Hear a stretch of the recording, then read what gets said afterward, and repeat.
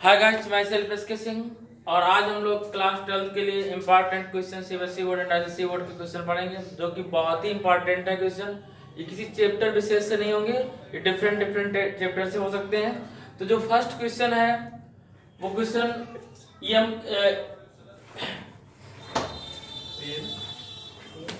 Electromagnetic wave का है, ठीक है ना। और हम लोग क्वेश्चन स्टार्ट करेंगे तो क्वेश्चन समझेगा अच्छे ढंग से। हम क्वेश्चन लिखेंगे नहीं बोर्ड पे। क्वेश्चन है a rectangular frame of wire is placed in a uniform magnetic field directed outward normal to the paper AB। Normal paper AB is connected to a spring which is stretched to A dash B dash. और ये spring से stretched है जो A dash और B dash पे है। Next कह रहा है कि and the release at time t equal 0 explain qualitative how induced EMF in the coil would vary with time। कि जो कॉइल है टाइम के साथ में कैसे वेरी करेगा ये हमें बताना है। और इसमें कह रहा है neglected damping off the oscillation of spring. Damping off oscillation of the spring, जो डैम्पिंग का है उसको हटाना है। ये डैम्पिंग जो वर्ड आया है और ये स्प्रिंग बना है, ये क्लास 11th का है SHM से। किससे है? SHM से, ठीक है ना। तो हम लोग आगे देखेंगे इसको। तो ध्यान दीजिएगा क्वेश्चन में कि SHM किसके लिए ये है? SHM के लिए। और जब SHM में बताइए SHM का क्वेश्चन क्या है? बताइए कोई SHM का क्वेश्चन क्या है? पता कुछ नहीं है। SHM की क्वेश्चन क्या है? ये 11th में बताई गई थी। x equal a cos omega t, x equal a cos omega t और y इक्वल क्या होती है? a sin omega t। ये x एक्सिस पे है। और तुम्हें पता है कि कोऑर्डिनेट में जब मैथ में बताया गया था इधर प्लस है, इधर क्या होगा? माइनस में। और यहाँ पॉलिश कर दिया गया, मींस किधर साइड में है? माइनस साइड में। और यहाँ पे a क्या है? एम्पलीट्यूड। a क्या है? एम्पलीट्यूड। एम्पलीट्यूड क्या होता है? What is amplitude? Maximum displacement is called amplitude. Maximum displacement को ही क्या बोलते हैं? एम्पलीट्यूड बोलते हैं। ए क्या है? एम्पलीट्यूड। ए है amplitude. A is the amplitude. Amplitude मतलब मैक्सिमम डिस्प्लेसमेंट। हमें यहाँ पे फाइंड करना है मैग्नेटिक फ्लक्स। और फाइव कल होता है बी ए cos थीटा या five equal to B A suppose कर लो। फाइव इक्वल क्या? B A. B magnetic field है और ये क्या है? एरिया। ये क्या है? एरिया। और पता है कि एरिया इक्वल क्या होता है? एरिया इक्वल होता है L length into width. Length की जगह हम लोग इसकी जो लेंथ कंसीडर करेंगे वो L कंसीडर करेंगे और जो विड्थ है विड्थ की जगह हम लोग x कंसीडर करेंगे। तो हमारे पास 5 की जो वैल्यू आएगी 5 इक्वल टू बी माइनस में। माइनस क्यों? क्योंकि यहाँ पे माइनस था। 5 इक्वल माइनस बी एल और बी की वैल्यू लिखेंगे A cos omega T. 5 equal to minus B L A cos omega T. ये हमारी फर्स्ट इक्वेशन होगी। हमें फाइंड करना है इंड्यूस्ड ईएमएफ। ईएमएफ इक्वल होता है minus n D five by D T. Minus n D five by D t. जब इसको सॉल्व करेंगे माइनस एन और डी बाई डी टी लेंगे, डी बाई डी टी और phi value minus B L A cos omega t. Minus बार ले लेंगे plus हो जाएगा प्लस एन और बी एल ए भी बार लेंगे क्योंकि ये भी क्या है? ये भी कांस्टेंट है। अब ओमेगा cos ओमेगा टी का हम लोग डिफरेंशियल करेंगे। टी का 1 हो जाएगा, ओमेगा बाहर निकलेगा, ओमेगा आएगा और cos थीटा होता है sin थीटा। क्या होता है? sin theta sin omega T. और किस में होता है? माइनस में होता है। किस में होता है? माइनस में। तो देखो माइनस माइनस प्लस हुआ, अगेन माइनस हो गया। हम इलेक्ट ईएमएफ ई की वैल्यू आई हमारे पास minus N B L A omega sine omega t minus N B L A omega sine omega t. ठीक है ना। यहाँ पे हम लोग ध्यान देंगे एक चीज़ का, जो हमारे पास एन बी ये लिखा हुआ है N D five by D T minus minus plus हुआ था, बी एल ए बार लिया कांस्टेंट था, ओमेगा टी का डिफरेंशिएशन किया तो ओमेगा टी का 1 हुआ, ओमेगा बार आया और कास टी का माइनस साइन टी हुआ तो ये क्या हो गया फिर माइनस हो गया। देखिए माइनस माइनस पहले प्लस हुआ फिर कास ओमेगा टी का माइनस में हो गया, ई इक्वल टू है minus N B L A omega sine omega T. यहाँ पे बी सबको पता है कि मैग्नेटिक फील्ड है, एल क्या है तो ये ए बी लेंथ की एल लेंथ का वायर है उसकी लेंथ है, और ओमेगा क्या है ओमेगा ये ओमेगा एंगुलर ब्लास्ट है, क्या है एंगुलर ब्लास्ट। लेकिन यहाँ पर ये ओमेगा टी किसका वर्क कर रहा है एंगुलर फ्रीक्वेंसी का वर्क कर रहा है, किसका वर्क कर रहा है एंगुलर फ्रीक्वेंसी, और ये किसके लिए लिया गया एंगल के लिए लिया गया। ठीक है ना, तो नोट करिए ये बहुत इंपॉर्टेंट है, कई बार एग्जाम में ये पूछा गया है। देखिए एक नेक्स्ट क्वेश्चन है जो कि इसी के बेस पे है, ये लॉन्ग में क्वेश्चन है, कह रहा कि derive an expression for the induced EMF developed when a coil of N turn, coil के कितने टर्न है एन टर्न है, and the area of cross section A, और इसका जो क्रॉस सेक्शन एरिया है उसे ए कंसीडर किया, is rotated at constant angular speed omega, और इसकी एंगुलर स्पीड कितनी है ओमेगा है, ये omega angular speed omega, is uniform magnetic field B, magnetic uniform magnetic field किसमें बी, जो मैग्नेटिक फील्ड क्या है बी है, हमें इंड्यूस्ड ईएमएफ फाइंड करना है तो सेम डेरिवेशन है, आप लोग इंड्यूस्ड ईएमएफ फाइंड कर लेंगे। अब हम लोग आगे की ओर बढ़ते हैं, नेक्स्ट क्वेश्चन है इसमें नोट करिएगा, a wheel with 100 metallic spokes,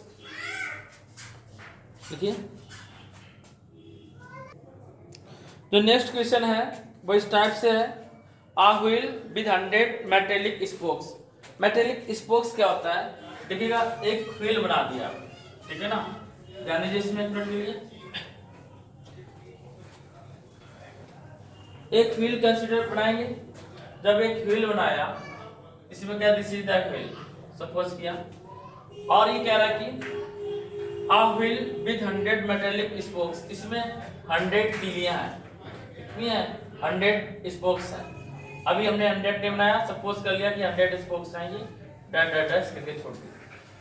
कह रहा है ईच ऑफ 0.5 मीटर लॉन्ग, इसकी जो लेंथ है 0.5 मीटर है।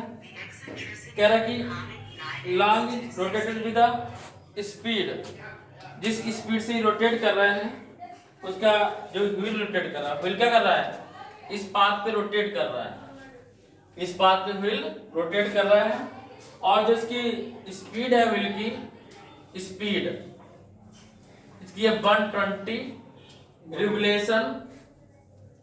रिवोल्यूशन पर मिनट, व्हील की स्पीड है। और कह रहा है कि अर्थ मैग्नेटिक फील्ड बी की बात कर रहे हैं, 4 × 10⁻⁻⁴ टेस्ला, और एंगल ऑफ डिप थीटा या इक्वल, एंगल ऑफ डिप को थीटा ऐसे रिप्रेजेंट करते हैं 30 डिग्री। कह रहा है कि फाइंड करना है इंड्यूस्ड ईएमएफ की वैल्यू फाइंड करा रहा है, ईएमएफ इक्वल क्वेश्चन मार्क, इतना सब ये दिया है और ये फाइंड करना है इंड्यूस्ड ईएमएफ फाइंड करना है। तो देखो जब रिवोल्यूशन पर मिनट दिया जाता है,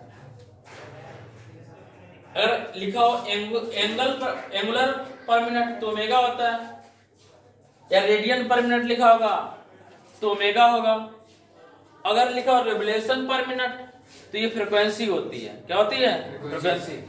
और तुम्हें पता है रिवोल्यूशन पर मिनट है 120, तो रिवोल्यूशन पर सेकेंड कितना जाएगा, तो इसे फ्रीक्वेंसी एफ से डिनोट करेंगे, 120/60 कितना जाएगा RPS revolution per second, F की वैल्यू कितनी होगी 2 RPS होगी, कितनी होगी 2 RPS होगी, और ओमेगा की वैल्यू होती है 2πf, ओमेगा इक्वल 2 × पाई × एफ की वैल्यू 2 इक्वल 4π रेडियन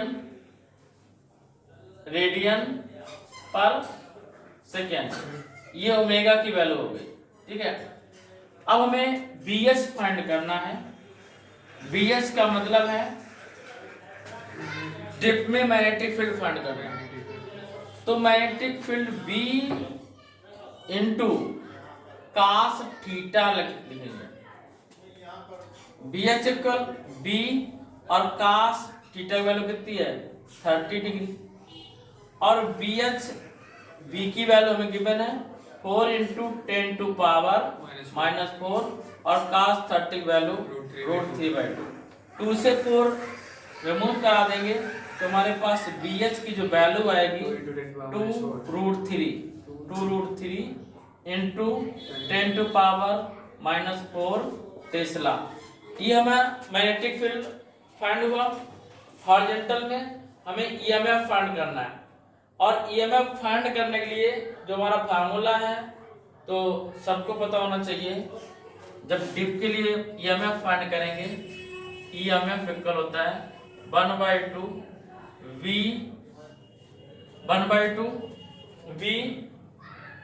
और omega L square, V omega L square 1/2। देखिए ये 1/2 कहाँ से आया है, बस हमारे पास बस इतनी सी बात है कि 1/2 कहाँ से आया।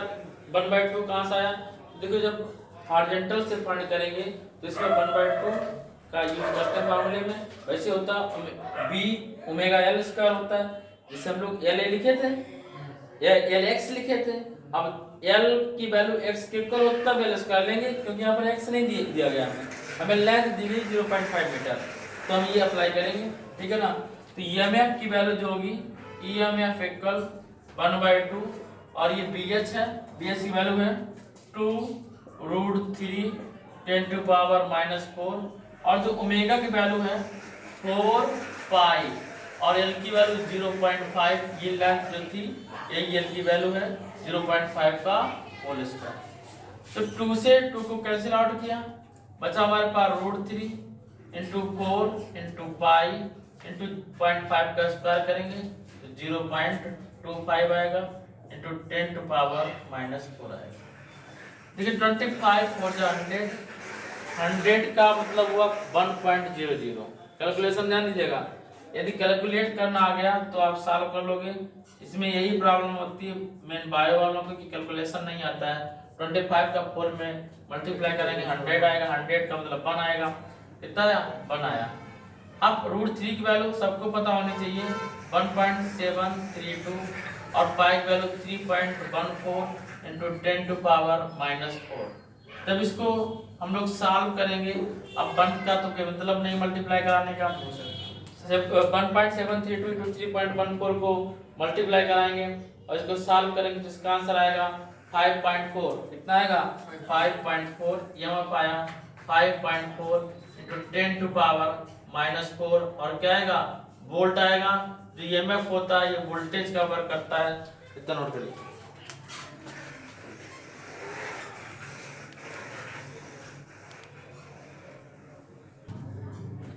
देखिए नेक्स्ट क्वेश्चन है, समझिए अच्छे से। ड्राई आ लेवल्ड ट्रांसफार्मर आप आ स्टेप डाउन ट्रांसफार्मर। अच्छा बताओ, हमने आपको पढ़ाया था ट्रांसफार्मर क्या होता है। ट्रांसफार्मर क्या है, ट्रांसफार्मर किसके प्रिंसिपल पर वर्क करता है, ट्रांसफार्मर है क्या। ट्रांसफार्मर एक ऐसी डिवाइस है जो लो वोल्टेज और करंट को, लो वोल्टेज बोले और करंट को ये हाई वोल्टेज और करंट में कन्वर्ट करता है। या देखिए लो वोल्टेज को हाई वोल्टेज में कन्वर्ट करेगा या हाई वोल्टेज को लो वोल्टेज में कन्वर्ट करता है। ये हमारा ट्रांसफार्मर होता है। ठीक है ना। और इसके बाद में आपसे कहा जाए कि ट्रांसफार्मर किस प्रिंसिपल पर वर्क करता है, तो transformer Faraday's law of electromagnetic induction पर वर्क करता है। और Faraday's law of electromagnetic induction क्या है, अभी आपने पढ़ा था E = -n d∅dt equal -n d∅dt। ये फैराडेज लॉ ऑफ इंडक्शन है। इंडक्शन भी लेंगे E इक्वल जहां पे हम लोग -n d∅dt लेते हैं मैग्नेटिक फ्लक्स, और इसकी जगह पे हम लोग क्या कंसीडर करेंगे, E equal to minus L D I by D T.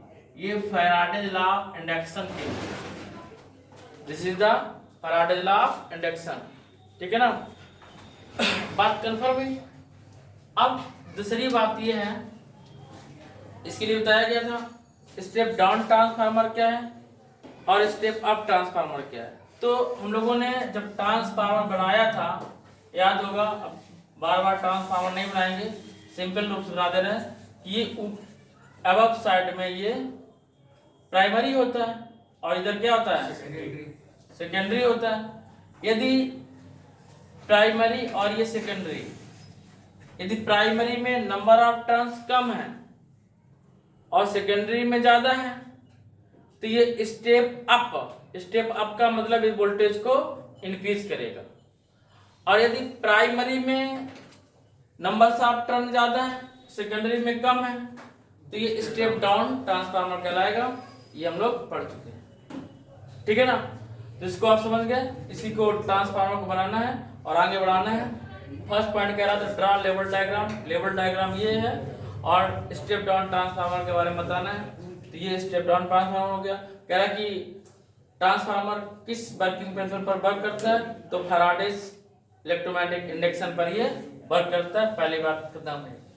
Second कह रहा कि express the ratio in terms of voltage, हमें वोल्टेज के टर्म पे इसका रेशियो एक्सप्रेस करना है, ठीक है ना।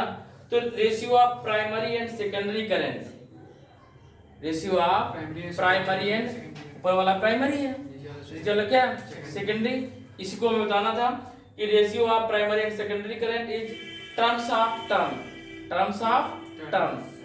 टर्म्स ऑफ टर्न क्या है, जो नंबर ऑफ टर्न ये हो रहा है, अगर प्राइमरी में ज्यादा है सेकेंडरी में कम है तो स्टेप डाउन, यदि प्राइमरी में कम है सेकेंडरी में ज्यादा है स्टेप अप, ये बताना, ठीक है ना। और थर्ड पॉइंट इसमें कह रहा है find the ratio of primary and secondary current in terms of turn ratio of on ideal transformer, ideal transformer बताना है। तो हम लोगों को पता है कि जब आइडियल ट्रांसफार्मर की बात करेंगे तो जो पावर इनपुट पावर होगा वही आउटपुट पावर होगा, लेकिन यहाँ इनपुट आउटपुट नहीं बोलेंगे, यहाँ बोलेंगे प्राइमरी पावर और सेकेंडरी पावर। तो पावर का फार्मूला सभी को पता है कि पावर क्या होता है, हम सेकेंड की थर्ड की बात कर रहे हैं, पावर पी होता है, और प्राइमरी के लिए पी लिख दीजिएगा, पी पी प्राइमरी पावर, ठीक है ना। और सेकेंडरी के लिए लिखेंगे पीएस, ठीक है ना।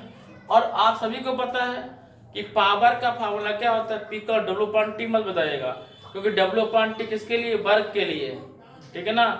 यहाँ पर हम लोग P equal to B I पढ़े हैं, क्या पढ़े हैं, पी इक्वल बी आई।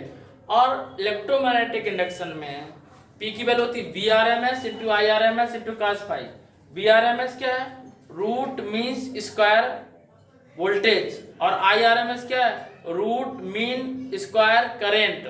लेकिन हमें वहां पे ये कंसीडर नहीं करना है, हमें यहाँ पे लेना P B equal to B P into I P, और पी एस की वैल्यू लेंगे B S into I S.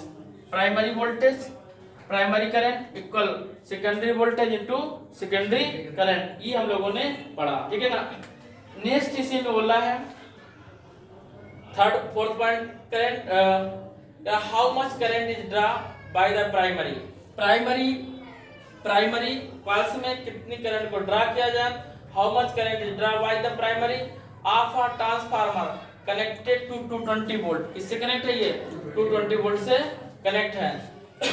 और इसी में बोल रहा है, अब देखिएगा, कनेक्टेड टू 220 वोल्ट मींस इसका प्राइमरी वोल्टेज, ये जो सेकेंड बोल रहा है how much current is draw by the primary voltage, primary voltage में कितना करंट ड्रा किया जाए, मींस आईपी आपसे फाइंड करवा रहा है, क्या फाइंड करवा रहा है, आईपी इक्वल क्वेश्चन मार्क। और सेकेंड कह रहा है कि कनेक्टेड टू 220 वोल्ट सप्लाई, जो सप्लाई दी जाती है किसमें दी जाती है, प्राइमरी, किसमें दी जाती है, प्राइमरी ट्रांसफार्मर में। देखिए ट्रांसफार्मर के मेन टू पार्ट होते हैं, एक प्राइमरी होता है एक सेकेंडरी होता है। तो प्राइमरी में कितना है 220 volt supply, when it divert power up to 110 volt. देखिएगा ये वोल्टेज बीपी दिया गया, कितना दिया गया, सॉरी बी एस सेकेंडरी के लिए 110 वोल्ट, और ये 550 वाट मीन्स ये पावर है 550 वाट। पावर कितना है 550 वाट। अब इसको हम लोग आईपी वैल्यू फाइंड करें।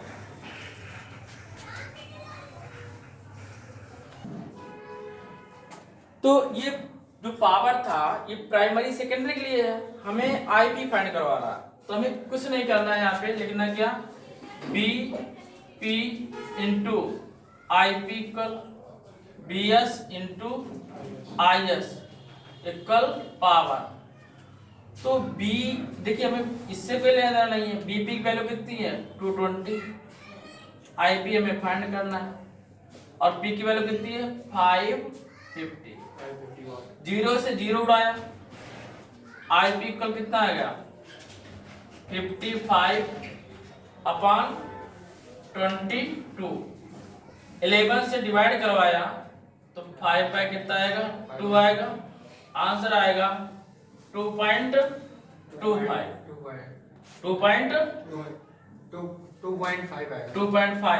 क्या आएगा एम्पियर 2.5 एम्पियर। ये क्वेश्चन फिनिश हुआ। इसके बाद हम लोग नेक्स्ट क्वेश्चन पर बढ़ते हैं।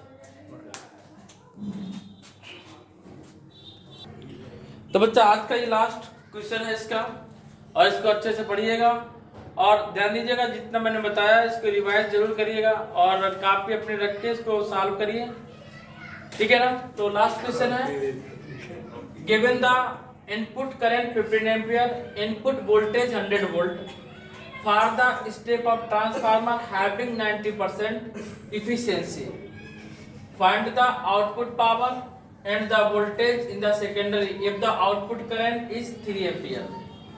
तो सबसे पहले बात समझिएगा कि efficiency क्या होती है। efficiency equal